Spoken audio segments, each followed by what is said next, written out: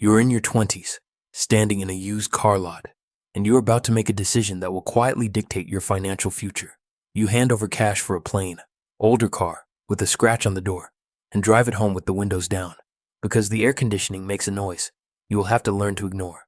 When you pull into the office parking lot on Monday, your coworker pulls in beside you in a brand new leased car. He laughs at your vehicle, asking if you lost a bet. He just signed a 72-month contract, firmly believing the finance guy who told him he is paying for low-cost ownership. A month later, you have lunch with your father's oldest friend, an older mentor named Frank. When you mention you got a good deal on the old car, Frank stops eating and delivers a truth that changes how you see money forever.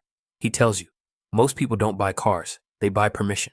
He explains that people buy permission to feel successful, permission to be seen, and permission to stop asking themselves who they really are.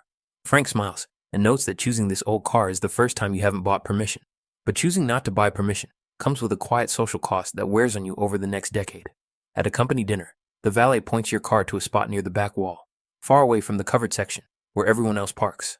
A well-meaning coworker gently asks if you're doing okay financially, assuming your old car means you're going through a hard time.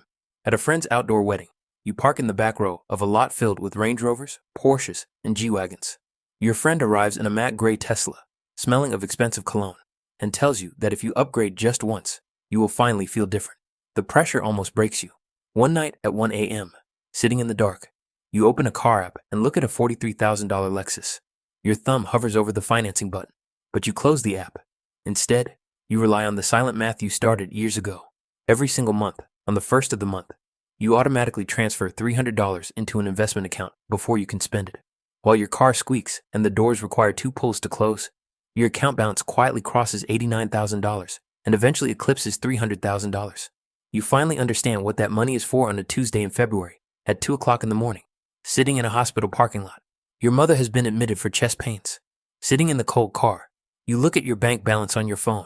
The money does not make the hospital visit easier, but it means that whatever the doctor says tomorrow, you won't have to choose between taking care of her and paying rent.